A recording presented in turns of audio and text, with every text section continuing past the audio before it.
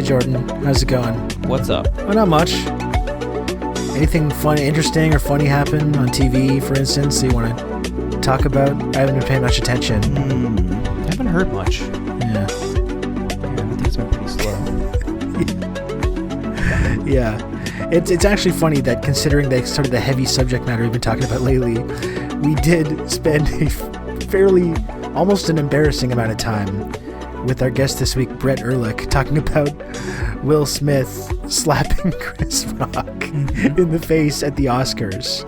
Well, but, it's only because, we all agreed, and as you'll hear in the conversation, it was unanimous that this very cleanly parallels with, the Russian invasion of Ukraine. Yeah, exactly. Cancel culture, yeah. Gender and race in America. Holocaust 2, all of these things that my own personal issues and trauma as well. That's a big part of it. Yeah, so it is pertinent on that level. And like Brett pointed out too, it did actually feel kind of nice to. It felt like it was 2015 again. We could turn our brains off and talk about some dumb, inane celeb bullshit. It was actually kind of refreshing. Yeah, it was good. It was good to talk to Brett. Funny guy. Enjoyed getting into him about this. He's a big Hollywood, LA lifestyle guy, so he's really suited to comment on this particular issue. Tinseltown Brett. That's what we call him. And we also talked about the Supreme Court, the hearings that have been going on for Ketanji Brown Jackson for Supreme Court nomination, all the drama surrounding that, and all the theatrics that have been going on there. A couple of things. I think it was a good one. We also had last week an episode that I think people would really enjoy with cartoonist Ellie Valley. Ellie Valley, I think, is one of the most gifted political cartoonists around, which used to be kind of like an art form that used to, elicit emotions, and it's become very tame. And Ellie's a guy that is somewhat controversial, that I think really inspires a lot of really intense sort of conversation, which is, I think, exactly what the purpose of political cartoons should be in the first place. So was really happy to have him come on the show to talk about the Russian and Ukraine conflict, some of the cartoons that he's been working on about that, how it ties into Israel and the struggle of the Palestinians in the occupied territories, who has the right to self-defense and who doesn't. A lot of really interesting parallels. That is a subscriber-only episode. We don't really plug this that much for some reason. We're the professional podcasters. We want people to subscribe. We kind of never mention it for some reason. I guess it's like a hipster, we're too cool to do it thing. But if you want to hear that episode with Ellie Valley, as well as any other future bonus content, every second week we put out a bonus episode.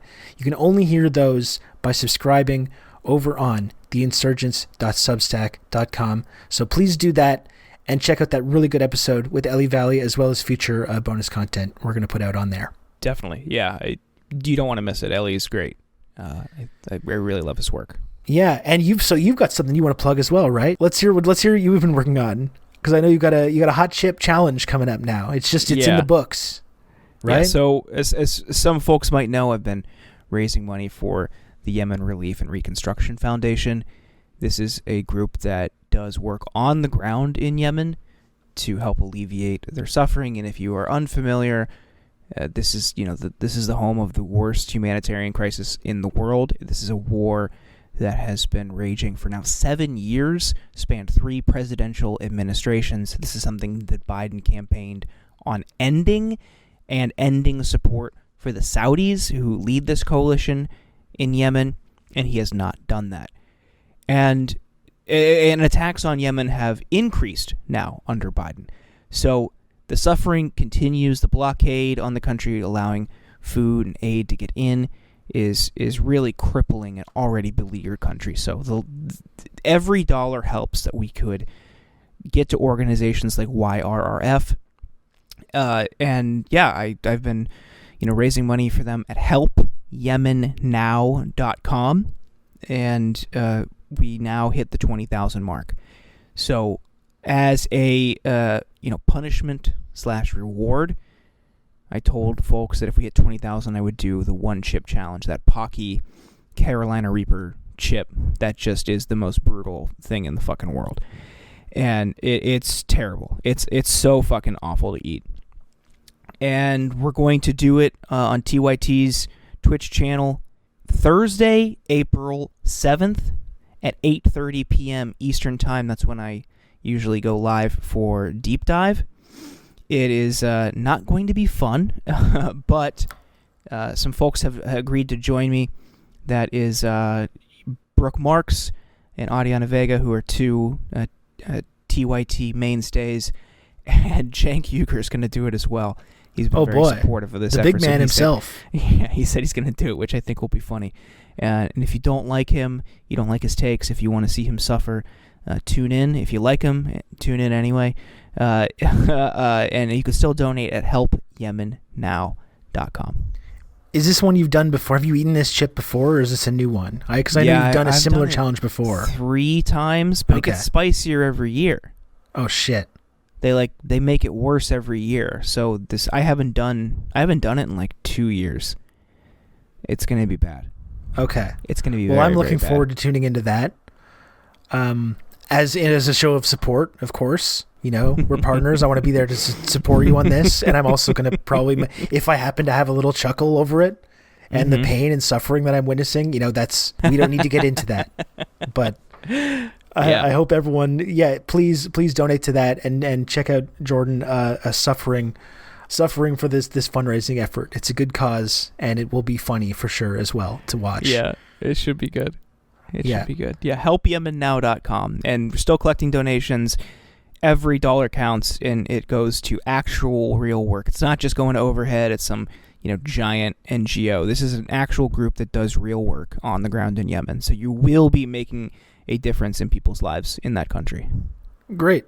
Yeah, really great cause. And I think it's, honestly, I think it's really great that considering everything that's going on in the news cycle right now, the way that this has been laser focused on invasion of Ukraine as if it's this unique humanitarian disaster, and keeping the focus on things that America and the West has been directly responsible for, I think has been really cool. So I'm happy you're doing that. Let's get to our conversation with Brett Erlich. It's getting pretty late here. This is a late night podcast ep. But it's I think everyone's going to enjoy that. It's maybe a little bit more lighthearted than what we've been doing lately, but I had a great time talking to Brett. Great stuff. Once again, subscribe to this podcast, folks. If you like the content, you gotta give. You gotta subscribe. Theinsurgents.substack.com. That's where you do it. It's $5. Get all the bonus episodes. And now let's get to Brett Erlich. He will be joining the program right after this.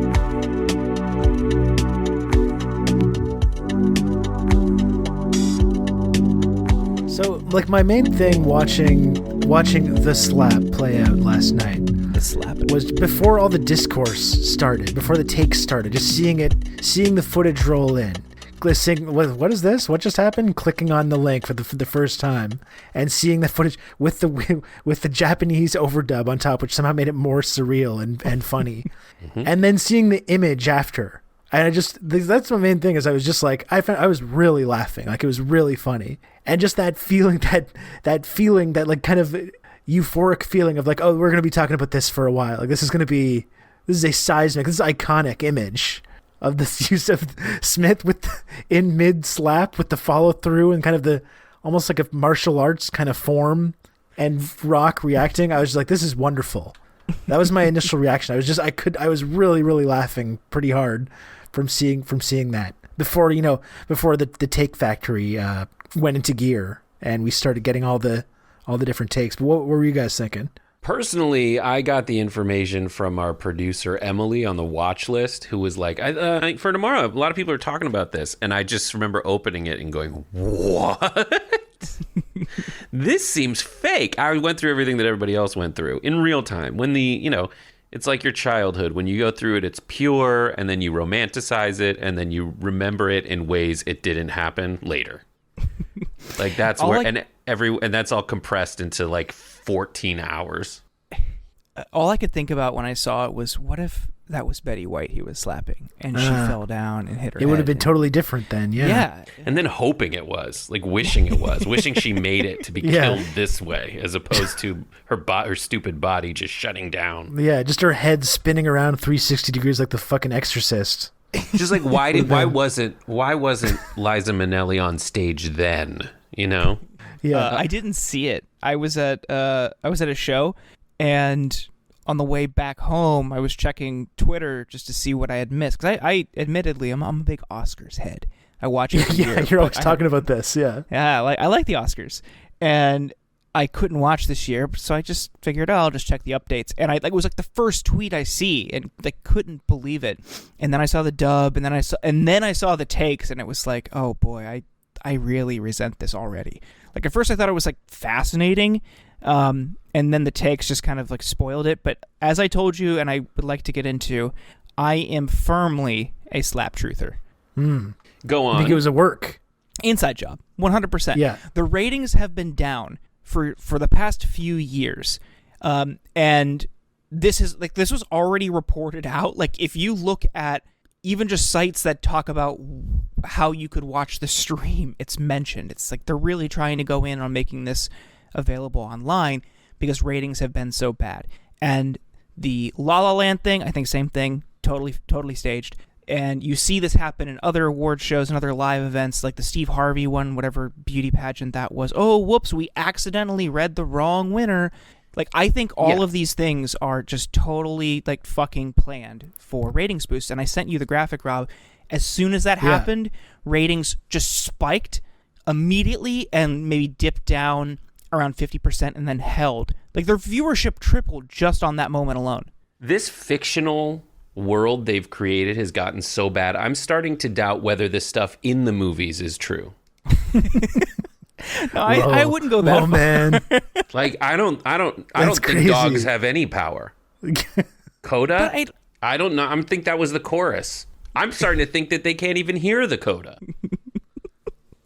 I don't know. I don't buy into any of these award show like shocking You're moments. so wrong, Jordan. I hate to burst your bubble, and I hope you're doing a bit, but so there is a difference between pageantry and fakeness.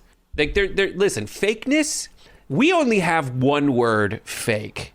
In terms of how it should be in Hollywood, it should be like Inuit languages for snow, where there are bajillions of different words for fakeness. Now, the fakeness in Hollywood is fake earnestness and fake kindness and fake caring. But in truth, what you don't understand is the people who put together shows don't necessarily have it all together, because it's always kind of been a train wreck. There's something so always terrible about it. And as people as we live in a society, and I hope you hear that it's pouring down rain in Los Angeles in the background. But as things have kind of progressed and the pageantry has worn off and a new generation has kind of matured, like what we understand now is that like we just can't put up with the stupidity and ridiculousness anymore, and we call it out. And now everybody just totally understands that, like, unless something terribly off the rails happens, like, we genuinely don't care. But luckily for the Academy, they're also incompetent and so full of themselves that it seems like satire at this point. Yeah, it's like I'm pretty sympathetic to the idea that it was a possible work. I would never say like, oh no, if definitely not.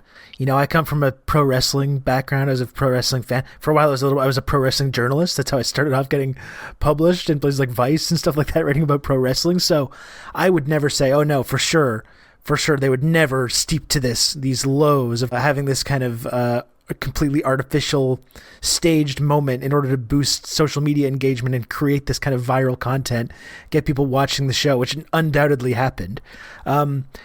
So I would never totally write that theory off, that conspiracy theory of the slap truth thing. Personally, I do think it was legitimate, though, just based on Chris Rock's reaction alone. He did seem legitimately shaken up over it and kind of unsure how to proceed. And he had this like glance off camera, like clearly kind of like this moment of checking, not really sure what to do. It just seemed it felt real, and I I know these guys are all actors. It's Hollywood. I don't think Chris Rock is that good of an actor. I think there was a legitimate reaction. I'm sympathetic to the slap truthers, but I believe that this was not staged. It was a legitimate incident. I'm standing on that. I'm standing on that square. Counterpoint, no. Yeah. Yeah, I'm all in. I'm a slap truther. That's okay. I mean, what could have happened is, look, they read those two in, like, hey, make this joke. Will gets offended, goes up, confronts him. Okay, but then pull Smith aside and give him kind of a different set of instructions, like shove him, hit him, something like that, because then that throws Rock off, and then he's he maybe knew something was going to happen, but then he's caught off guard by an actual slap. This is that I'm in all the way. I think this is because also the publicists are so fucking insane, and there's a weird element there where his marriage has been under like this weird media scrutiny for so long. Like people are always suggesting that they're unfaithful to one another, and maligning their open marriage and all this weird stuff. I don't fully believe that this was right. That this is true. This happened normally. Jordan, I just need you to know for a fact there is no way on God's green earth. Listen, you're from whatever, some Midwest state that I'm not sure is true or exists, and now you live somewhere near our nation's capital. You do not live and breathe Hollywood the way I have my whole life. I'm from Los Angeles. I worked at a talent agency. I went to the Academy, and for Rotten Tomatoes show, I actually was at the Academy when they did the first year of announcing that there's 10 nominees now. And I went there it was semi-formal attire, they said. So I wore a tuxedo top and pajama bottoms. And I put my feet on the seats in the Academy's theater. And never before have I been so ostracized in my life as I was that day. Someone literally said to me, I'm not kidding, this is the Academy. How dare you, sir? It's not a joke, but that is the truth.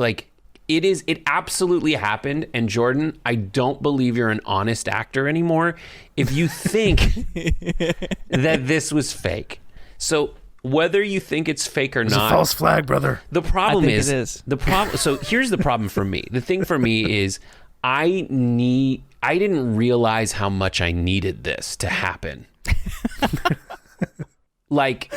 We can get into the cycle of the take farm turning into stupidity, but how much I needed a nothing story about old media to actually happen and make me reveal that I could still care passionately about nonsense and allow me to have a really passionate conversation about something that doesn't really matter. I needed that so much. Let's get into the takes, but first we should introduce our guest. Joining us today is Brett Erlich of the Young Turks. He hosts Happy Half Hour and the Sunday Stream. He's a fixture on all of the other shows on the network. Brett, thank you for joining us. Hollywood Brett Erlich, as he's often referred to. Thank you. Thank you so much. I'm very glad to be here. This is my wife's show. You know how different people in relationships have their shows? This is the show she watches or listens to, and yes, she's like a subscriber and everything. So nice. I don't like to foist myself upon her rituals, but this is one of hers. So I'm very happy to be here, and I know both of you, through this crazy journey on life called life, and I'm really happy to be on your turf right now. Yeah, we're glad you're here. But before we get into less important topics, we have to ask you. We start with a hardball question for everyone, and everyone has answered. And now it's your turn. Brett Erlich, are you a gamer? I game. Yeah. Okay. I am game. Is that weird? I'm game That's- and no, I people say do game. Yeah. I think you're often God. gaming together. Like I feel like you already know the answer to this question. Gotta ask. We all Yeah. have been gaming together. All of Yeah, us that's true. have We've all fragged yeah. teens. That's one. Yeah, Brett's a big Fortnite head. What do you think about the no building? It was I'm loving it. really I love it. really interesting. And I usually say that when someone says something's interesting, it just means they're not interesting enough to have a take on it. But I found it interesting. Yeah, it's a different movement. Obviously, the addition of different guns because it's a season change. The ability to climb. You have to develop new strategies, and also like the vehicles. Now they have tanks and battle buses you can drive around. It's fun. Yes. I'm going to be excited though for builds to come back because just on instinct, I found myself when I'm getting shot just quickly hitting the buttons to throw up a quick wall, and I can't even do that. Nothing. So I'm like losing a few seconds in a battle just out of habit, trying to quickly throw up a wall or a ramp or something. This is where I'm thriving against people that are making these mistakes right now. I'm feasting. Yeah. I'm feasting on this moment of weakness that people have. I hope it comes back tomorrow. I like. Wait, what do you think, Rob? You're down for it to come back, or no? You do not like that. I hope they make the no building a permanent option. A mode. I really like how it. The thing is, my thing with Fortnite is I've always really enjoyed the kind of like the graphics and the gameplay, but that element, I don't know, I'm too old to figure out how to do it well, and I find it very frustrating. That's always been the thing that makes me like not really want to get into it that much. So now I feel like with all these new gameplay additions that they've made, now I feel like it's like a way I enjoy it a lot more. I know it's not everyone feels the same way, but I do think there's like an audience that does prefer it like that. So I do hope that they eventually just like split these off into two options and give people the option to play as it is now. I really enjoy it. I've won three games since it kicked off. Wait a minute. I'm killing it out there. You've Wow. had victories royale, Oh yeah. or as they call them in America, victories quarter pounder. Yeah, it's about time too. Proud of you. That's great. So I like the Fortnite. I'm actively, if I'm playing Fortnite, I'm actively avoiding like narrative driven games where like a Red Dead Redemption, the Zero Dark Horizon, all those ones where like I know if I buy them, like when those games come out, I start itching, like I'm actively trying not to buy them because I know I'll lose like 2 consecutive weeks because I'll play every waking hour until I finish the like if it's 4 weeks of narrative that you're supposed to take to play it through, I'll play it through in like 1 week. And I'm trying to actively avoid that. Like on meetings, I have to be playing something. So on meetings, I'm usually playing like some kind of phone-based puzzle game. It sucks. I hate it about myself, but it's true. I've recently got into solitaire to like focus during meetings. I don't know why that helps, having like just my mind doing something during a meeting, but I find myself paying more attention to what people are saying if I'm kind of mindlessly organizing cards. Because in this world of having a phone, you just have like this, you have 2 different kinds of attention. You've got the like dumb, it's like you're always babysitting the kid version of yourself. And that game is just like, go play solitaire. You go do that. The adult part of my mind is going to listen to the meeting, but I definitely need my kid to play. It's like when you're at the dentist and then there's those games for the kids where it's like you take the wooden balls and you move them, just like some basic ass Wait, those are for activity. Yeah, they're for kids. Oh, all right. This is weird. Grow up, dude. Personally, I would never multitask while we did this podcast, for instance. I wouldn't watch an NBA basketball game at the same time while I do this or do anything else. I find it kind of unprofessional, but you know, if you guys are into that kind of thing. I wouldn't chug an Underberg, so joke's on you.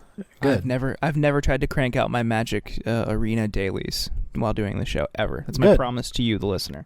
Good. I'm glad we can all agree on that. I wouldn't help the homeless find a home.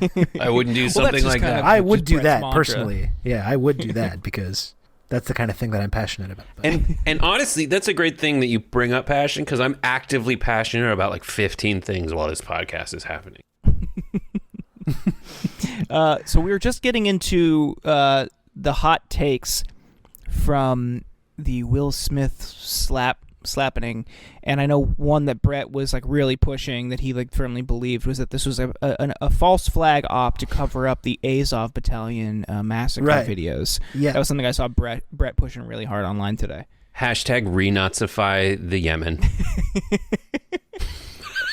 Just like everyone trying to fit this into their worldview and make this like just justify whatever they believe or have been talking about over the past few weeks was just really quite the spectacle. Well, because you got it on both ends. Because that's the thing, the conspiracy that you were outlining, the trutherism, that I can get behind, just because the possibility of it, at least, just because it makes a lot of sense. That starts and ends at ratings. Yeah, that's like you see it brought in the ratings. You see it got people talking. It created this iconic viral moment. So of course that would be a possibility, even if I might not agree that that's what happened. But yeah, you had on both sides of the conspiracy angle, though, you had this was Putin. This has Putin's fingerprints all over it.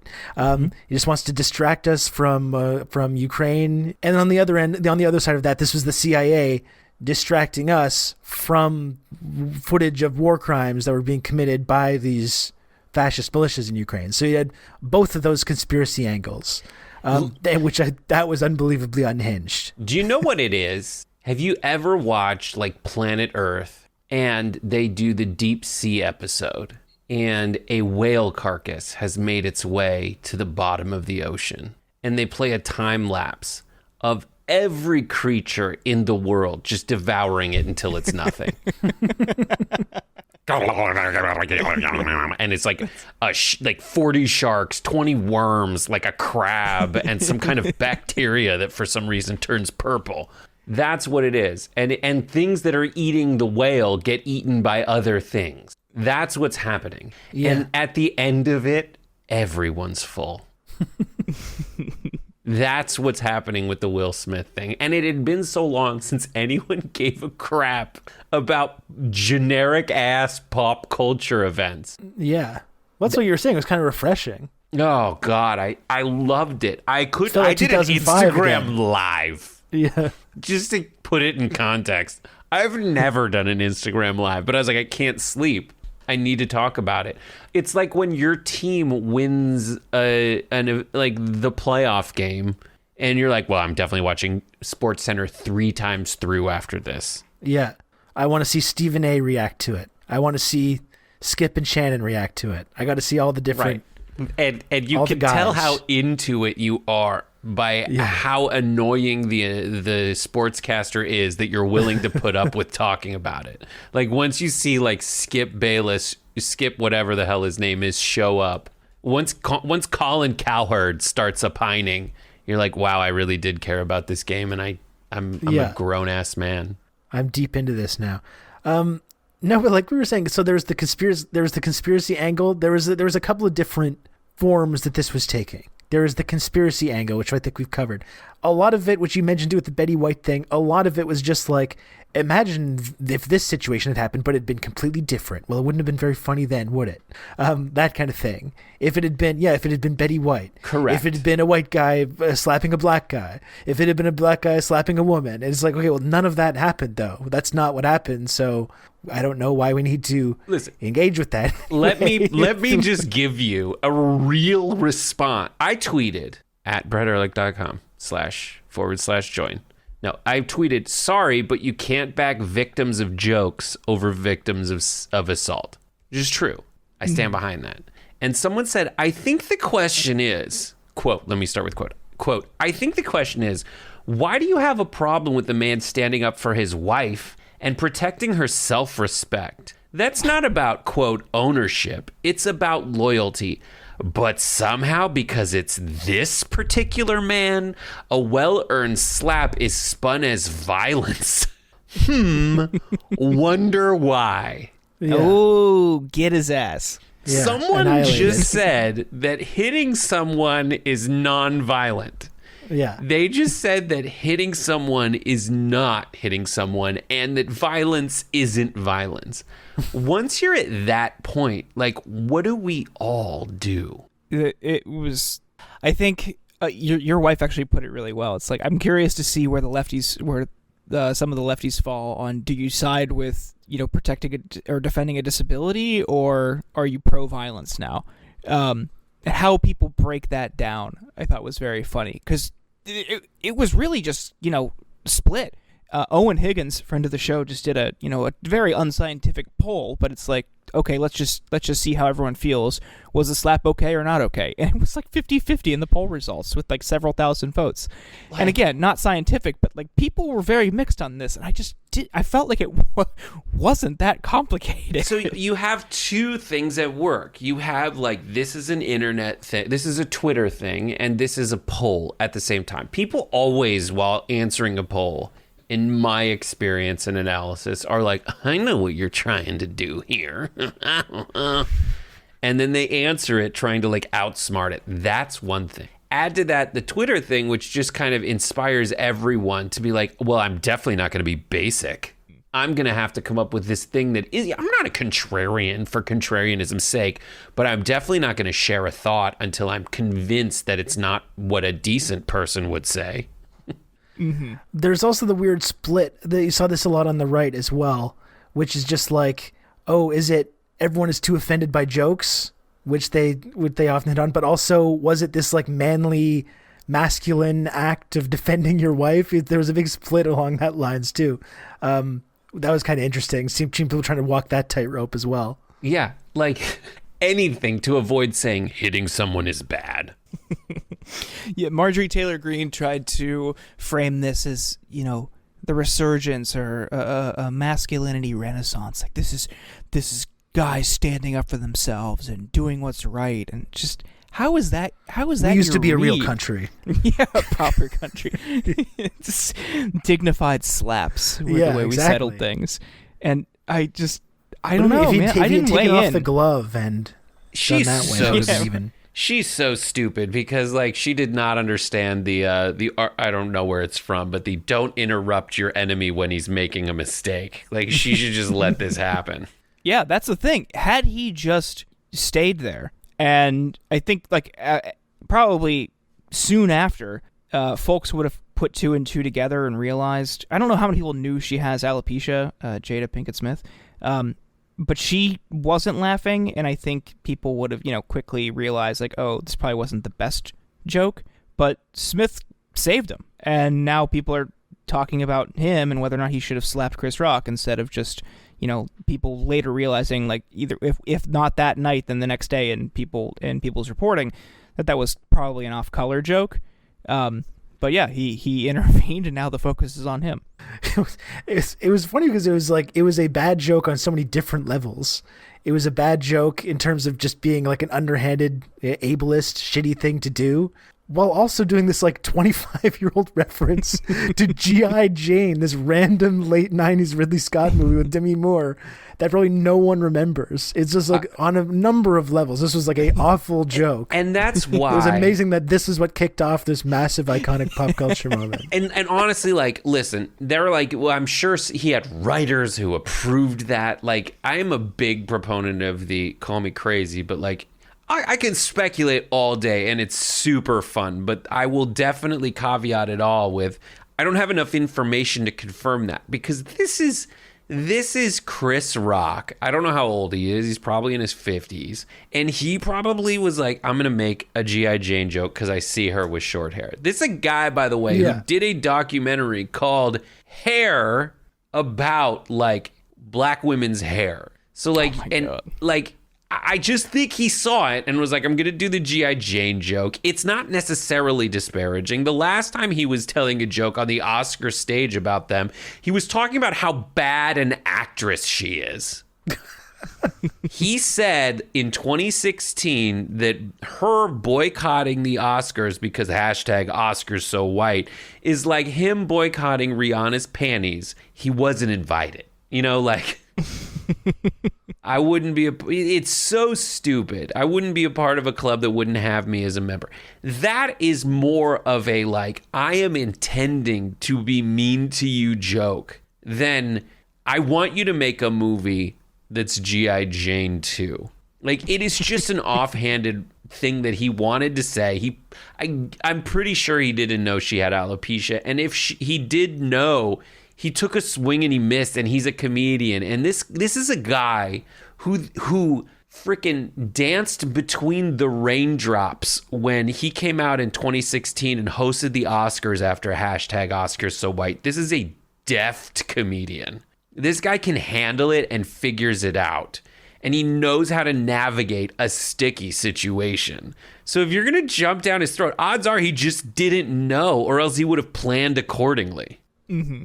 It's so bad. And the other genre of tweet about this, and I cannot believe we spent 30 minutes talking about this. I'm almost like horrified looking at the clock. Can't stop. The other genre of tweet about this though is how does this relate to my own personal trauma? Which was a big part of this as well. Ayanna Pressley. Yeah. Yeah. Out of the gate. Thank you, Will Smith. It's like when you say it's my cue, and the people are like, "No, it's not.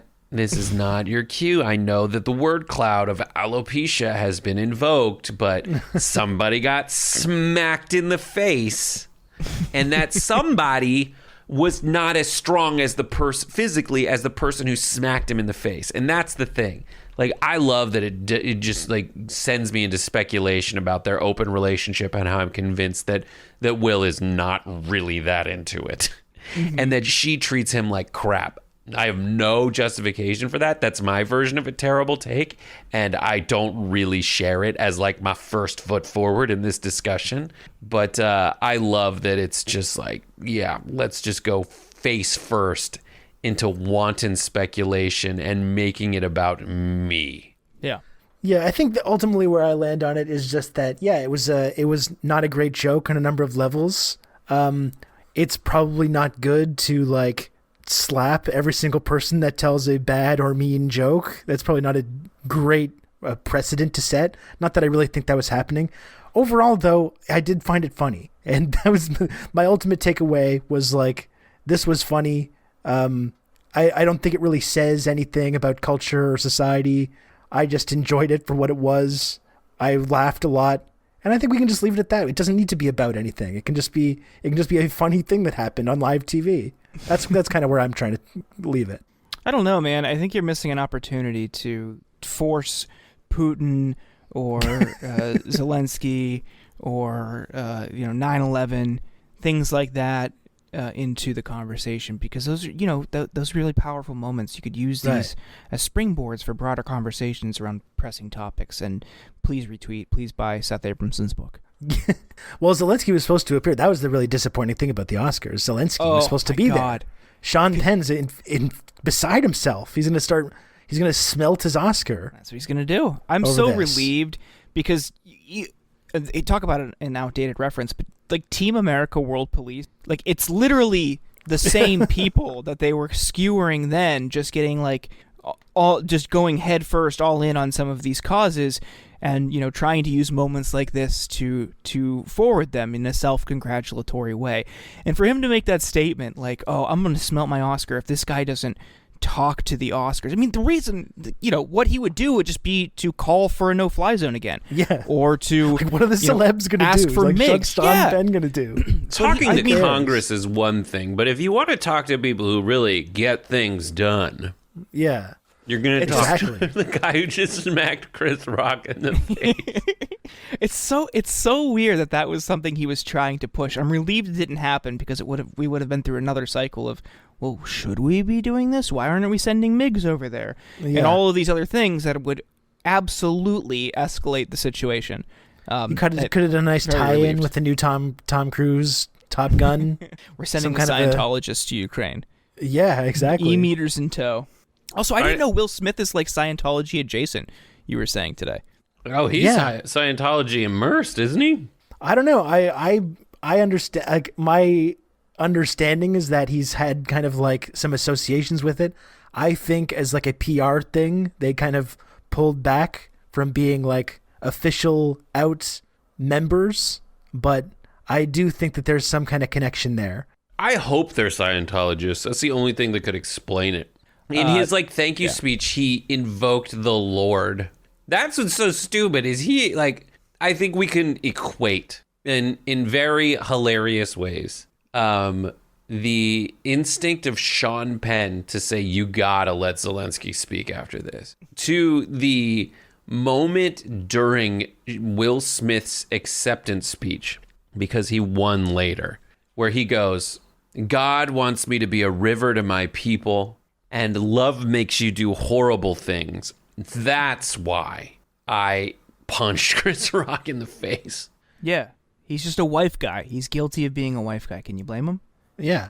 But that's it. It's like, if you want to look into the roots of this invasion of Ukraine, I mean, you can talk about Russia's desire to expand their territory. You can talk about NATO expansion, the civil war that's been going on in East Ukraine for the last 10 years. But it's probably related to some kind of trauma that Putin's carrying around. You get him one of those e-meters, they're going to be able to figure that out. He's going to get in touch with all that stuff. And that's going to be the key to stopping this whole thing. So maybe there's something to that. Imagine if Putin gets into Scientology and just completely reverses course.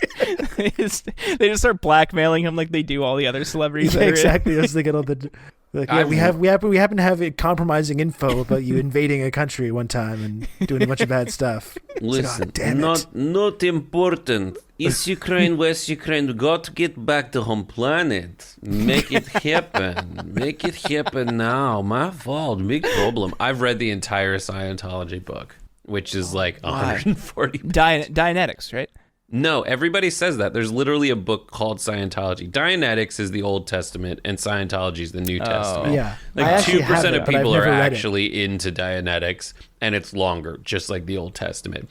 I have it because one of my childhood friends, their dentist at one point became a Scientologist and quit their practice, and then gave Scientology books to all their clients.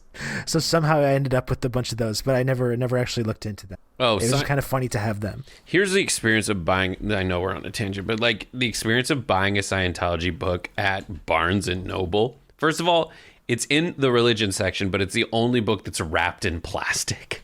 So you have to and then it felt buying dangerous ideas in there. I was in a book club called One Book, One Bottle, where you drink you read the book and then you get together and you drink a bottle of booze, and it was on Zoom and we all lived in different places. Anyways, my month, I was like, I really want to read this. So I sent a bunch of people to go buy the book Scientology. So I was evangelizing it just to make fun of it. But the best part is no experience is closer to buying condoms when you're 15 than buying the book Scientology when you're 32. Anyways, you buy this. Here's what the Scientology book starts out as. It's very obvious that the Scientology book is the second swing at the plate for L. Ron Hubbard. The first one is this really long, dense book, apparently. But the second one is basically like a pop philosophy BS book that starts with isn't the world just you and some friends? And you're like, yeah. Isn't the sky blue? Yes. Doesn't the wind blow? Yes. And then you're like, I can agree with you. Isn't your family the closest? And then your friends are second closest. And then there's people you never meet. Yeah. And then if you read it little by little, you just agree with more things that are slightly more crazy than the last thing you agreed with. Isn't your spirit really an alien spirit that escaped from a volcano?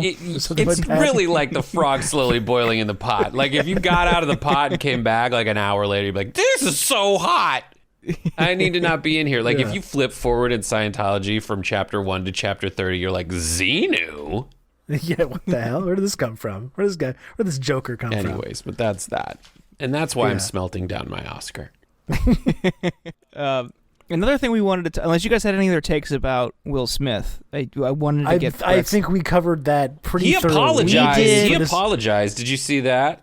I did see that. Yeah, he apologized in a way that I was so happy with because it was so direct that all these people in the meantime who showed up and were like, he's totally justified. He sat around with some folks and was like, I can't just slap people at the Oscars. For all the people who went on the stage at the Oscars that really deserved to be slapped, that offhand G.I. Jane joke was not one of them. So I love when the person that everyone went to bat for is like, oh no, I was an idiot.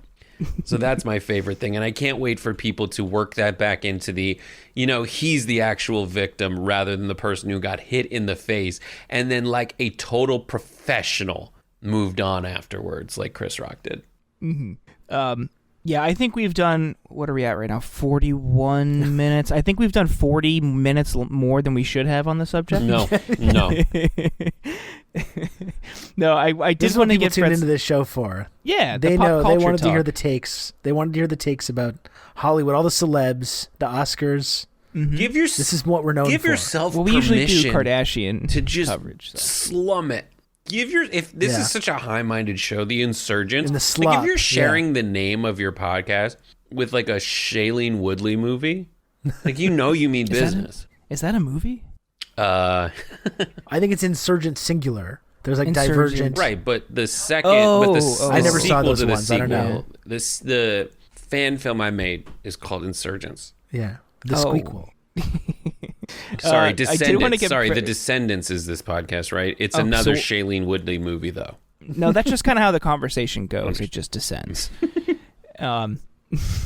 So, Ketanji Brown Jackson was before the Senate Judiciary Committee last week for her, her nomination to be the next Supreme Court justice to replace Justice Breyer.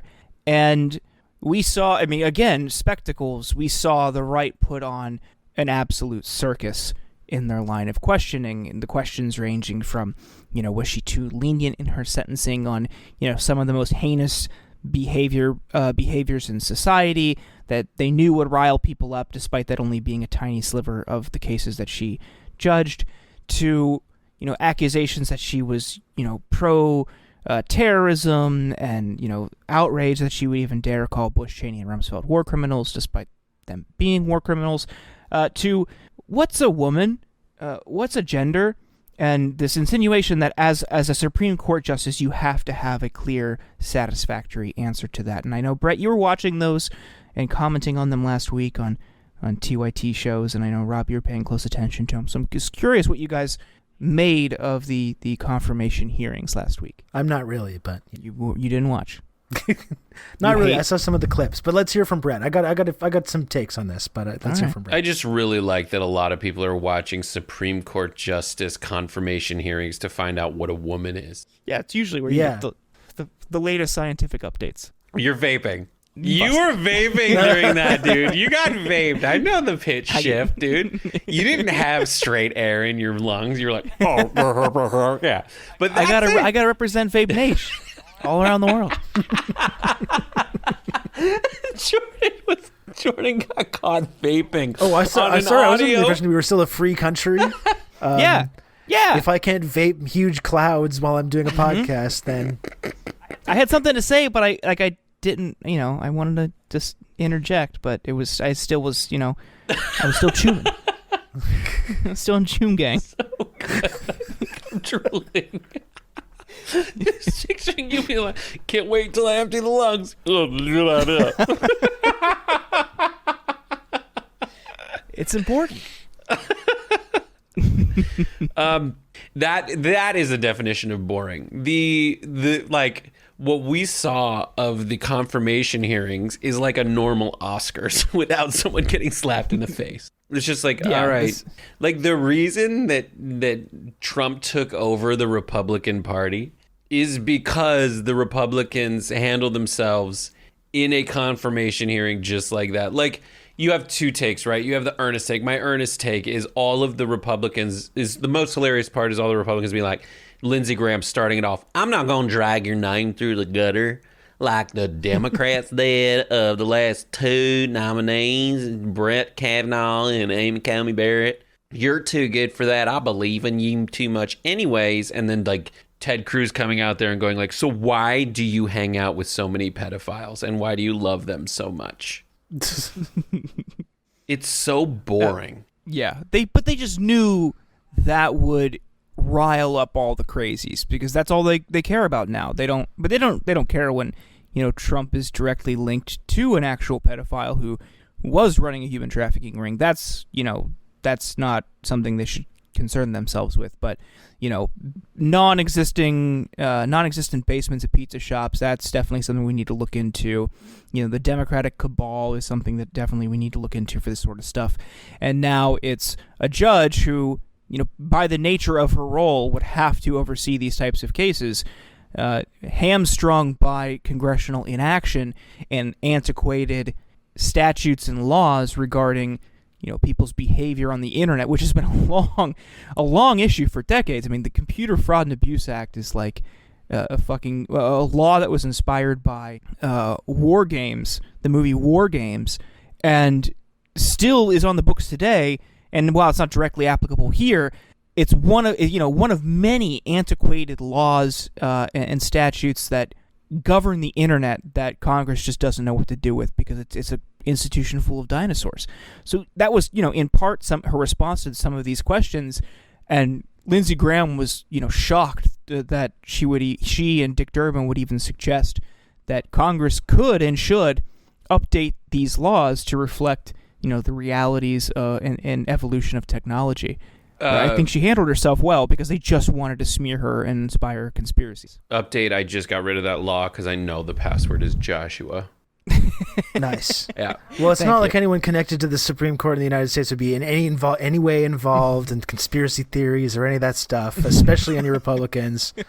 So it's like they have a total, they do have some moral standing in here to lecture people about that, definitely. Yeah. I hate the word moderate so much.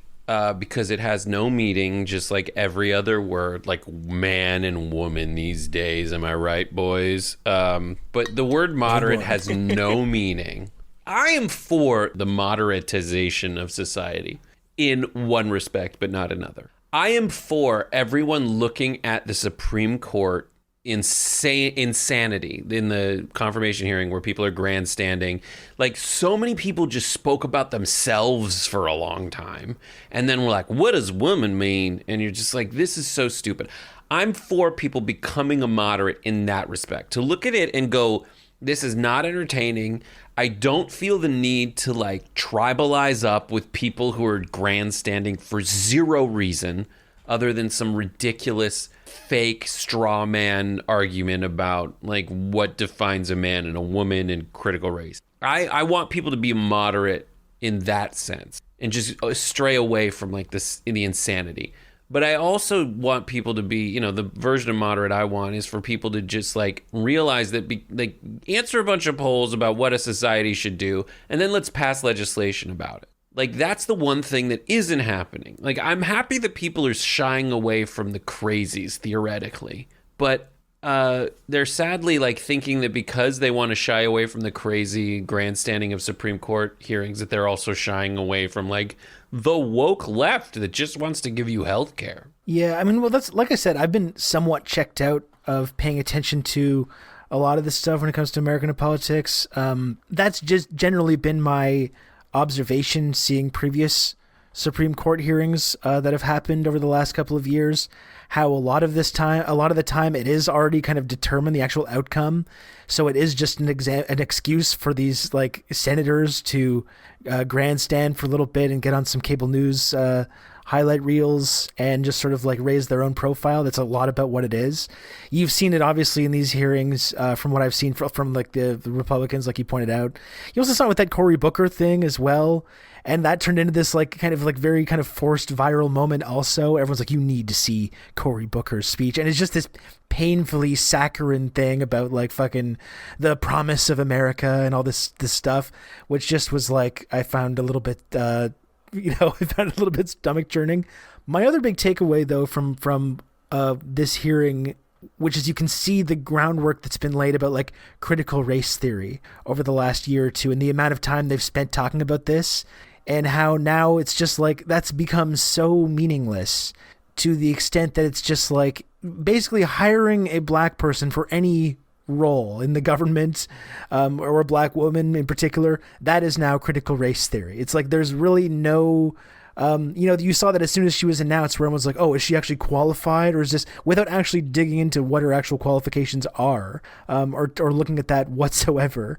It's just the very idea now, in terms of like the way that the right has framed these kind of arguments, that a black person would be qualified at all for any of these important positions is just completely false and arbitrary and critical race theory. They've always kind of leaned on that kind of rhetoric, but I think that's an example of how it's really escalated over the last year and how they've really like spent so much time talking about this and fear mongering about this idea of CRT and having all these hearings and all these school board meetings and stuff of people freaking out about CRT in the schools.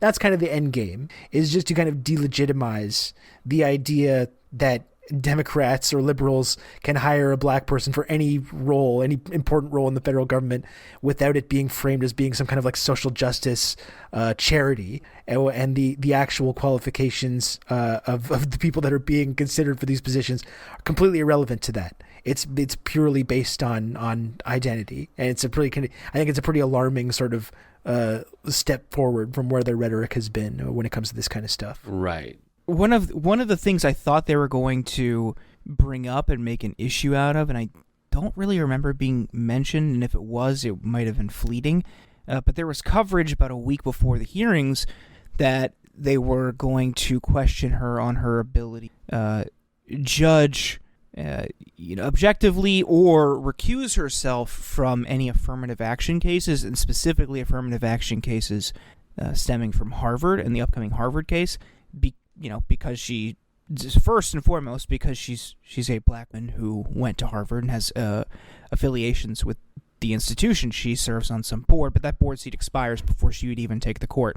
And I'm surprised it didn't become as big of a thing, but they really wanted to hammer her on that, which, to your point, Rob, they want to liken any black person, black man, black woman, black person in this country, and specifically people advancing in the government and the Democratic Party, as being some token hire or another instance of identity politics. Never mind that she is, Ketanji Brown Jackson is a supremely qualified candidate for the Supreme Court and received support from former aides of just about every Supreme Court justice over the past 20 to 30 years.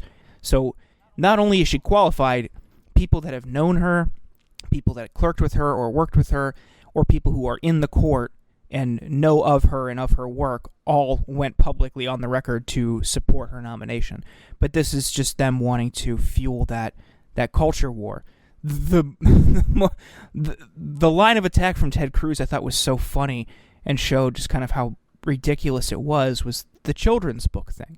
And because she was on the board at Georgetown Day School, where that book, I guess, is in a classroom or in the library, suggested that she has, specifically weighed in or has a stance on that being part of the core school curriculum. And that was, apparently a really good point to Republicans because they want to scaremonger over this bullshit. I don't think... What did he say? Do you think babies are racist? Yeah. He's so boring. Yeah. He's such a absurd. phone it in, a satire of himself. Sir. Do you think, baby? No one likes you, Ted Cruz. Not even the crappy people in the Republican Party like you. They tolerate you because you kowtow to Trump. And that's the default setting. He has broken all these people who are really scared that the language of politics they speak is going to be the way of thou and thy. It's just a strange way. Right now, when there's no Trump doing politics every day, they kind of get away with speaking in this dry, old-timey politics speak. But the minute Trump comes back, he just is you're an idiot and you're a moron and I'm going to say fuck and bullshit at my rallies and expose how stupid these guys are. They do not like you, Ted Cruz. They never have and they never will. But it's so ridiculous to me. My main criticism of critical race theory is that it lies about our dear founding parents who did not own slaves, actually. No, but I love that the argument is, listen, kids are not ready for you to go in there and tell them that there's multiple genders and that certain people love other certain people. They're not ready for it. Not even in a private school like Georgetown Day School. Right? But then they have their religious private schools themselves where they teach you every weekend to drink the Lord's blood. And I went to a Catholic school. On the fucking ceiling, there was a crucified dude with blood coming down into his eyes as he was dying, not of being hanged quickly. He dies of suffocation, they told us, because his rib cage collapses because he's got nails through his hand And that's what happens when you get crucified. And they're like, yo, you cannot explain them why Uncle Bob loves Angelo. They're not ready for that.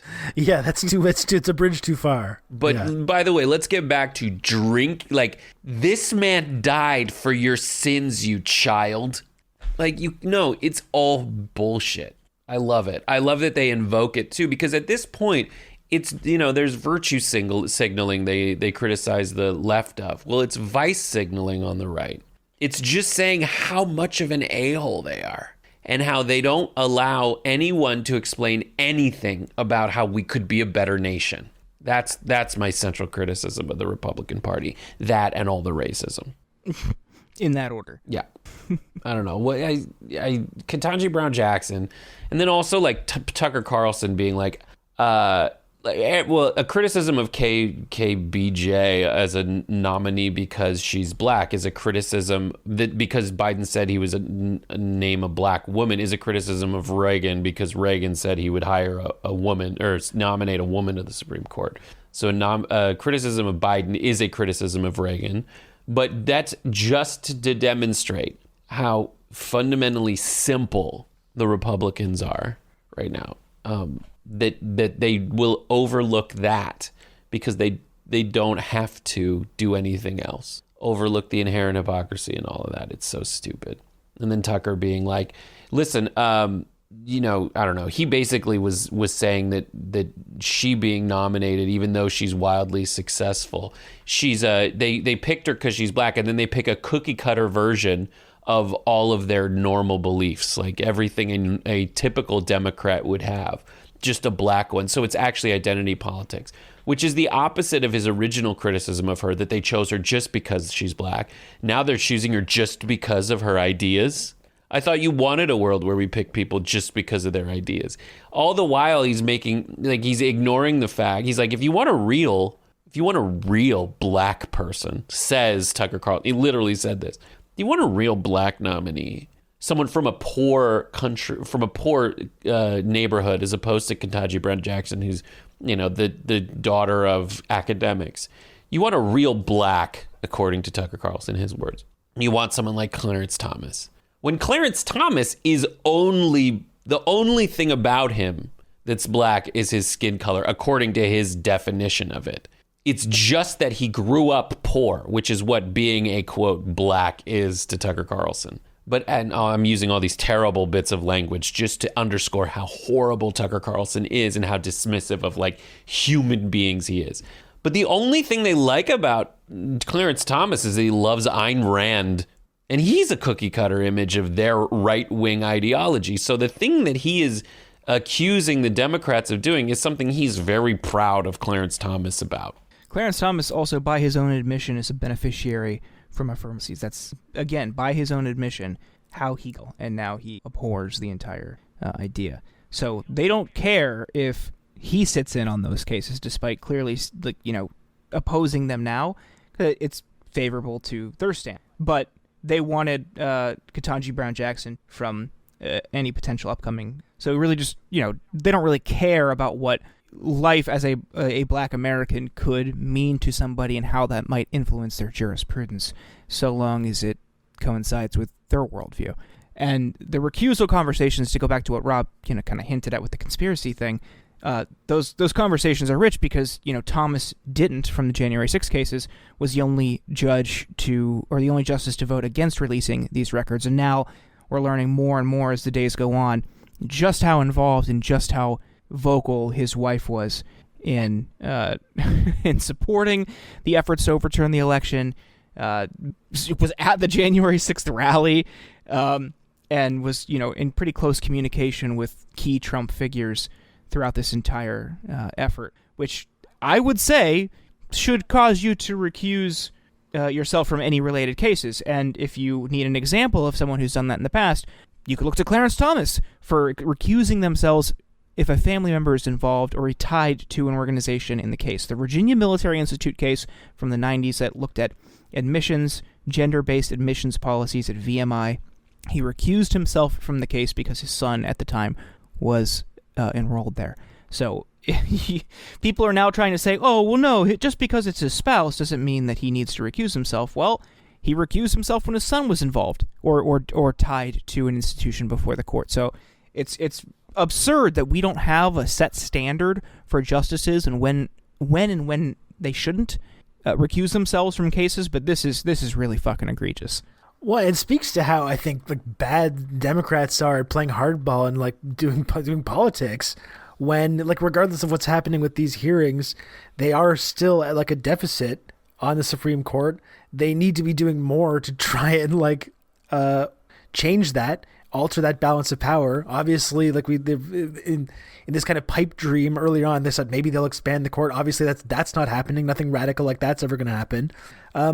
And yeah, it's like if Republicans found emails like that for like Breyer or any one of these liberal justices previously, they would certainly be mounting an effort to just get them off the fucking Supreme Court and replace them with someone else. Yeah. And it's like Democrats aren't even like talking about doing that. It's more just like, yeah, maybe we can get him to possibly recuse himself from some of these cases. And it's like, no, you should be seizing on this to like fucking try to remove this guy off the court and try and shift that balance. Which is already like set up for the next, couple of decades to have all whatever even if you get around to eventually passing some legislation that might help people, which doesn't even look like it's going to happen in the first place. They're pretty much set up to just completely deny them the ability to do that because of this conservative slant of the Supreme Court. They should be playing hardball, trying to change that. And they're not even like talking about that option, which is like, that's pretty amazing to me. The party isn't, but organizations are.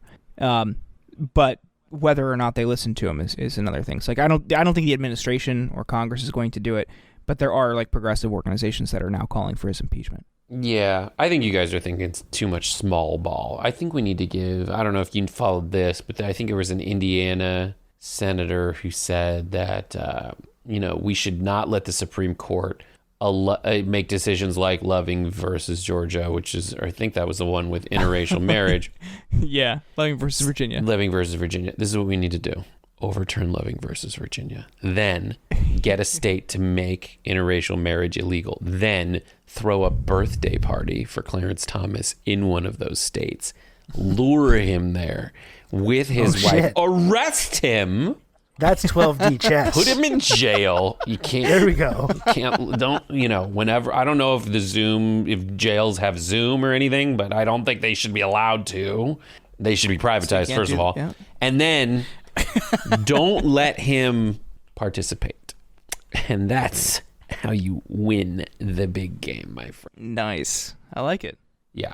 And let me talk about Bowers versus Hardwick, if we're talking about silly names for anonymous people in Supreme Court justices, because that was the Georgia sodomy case. Bowers, as in bow versus Hardwick, which is another word for a penis. I've never heard that one, actually. Oh, Bowers versus Hardwick was like, they just make up names like Roe versus Wade. It's like, it's like how to get across the river as you do Roe or do you Wade? Like they just make it up. Loving versus Virginia was about love and marriage, and Bowers versus Hardwick were the names they came up with, to my recollection from AP history, about like a Hardwick was the name of the sodomy case because they want to protect the innocent but still have a laugh. How are we on time? Are we good? Oh, Jesus. Yeah, I think we're pretty good. Well, Brett, we really appreciate you taking the time to talk to us today. My pleasure. And if it's not too late, vote Brett Erlich for Supreme Court Justice if you can. I'm running. I made stickers. I think there's still time. I got some pins. There's still time. Yeah. Where can people find you and your work? Well, what you can do is find out about the Young Turks. It's it's a club at a high school about people whose parents are Turkish. You can go to youtube.com/The Young Turks. But I also, every Wednesday at 5:30 p.m. Pacific, 8:30 p.m. Eastern, we do the Happy Half Hour, where we do battle brackets and just have fun, tip back a few, and decompress. I got the Sunday stream on Sundays at 3 p.m. East Pacific, 6 p.m. Eastern, and that's all at twitch.tv/TYT. If you're bored, you can go to youtube.com/viral videos and watch old videos I made on the internet. That's very fun. And then I do videos twice a week on youtube.com/rebelhq. And it's really super fun, same as Jordan, and you can just really enjoy it. And then everywhere else, I'm just Brett Erlich on Twitter. Follow me, and I guarantee you, the number on how many people you follow on Twitter will go up. Yeah, Rebel HQ. Yeah. They've got some great contributors on there. Yeah, really chill ones. Really chill contributors. And then if you're gaming on Fortnite, NFLson Mandela. That's who I am. NFLson Mandela, combining my two favorite things, sports and civil rights. You forgot, on Friday nights you can catch Brett on Game Buster. That's true. At 8:30 Eastern. Really fun. There's other time zones, but I think people can figure it out. It's the only real one. Well, Brett, thank you so much for joining us. Thank you for having me. Thanks, Brett. Thank you. Hey everyone, thank you for listening to The Insurgents. If you want to subscribe to the show, you can find us on iTunes or Spotify or at Substack, theinsurgents.substack.com. You'll get the latest episodes delivered straight to your inbox as well as our newsletter. On Twitter, we are at InsurgentsPod. Tweet at us, harass Ken in our replies, and then send us your hate mail to theinsurgentspod@gmail.com. Thank you once again for listening.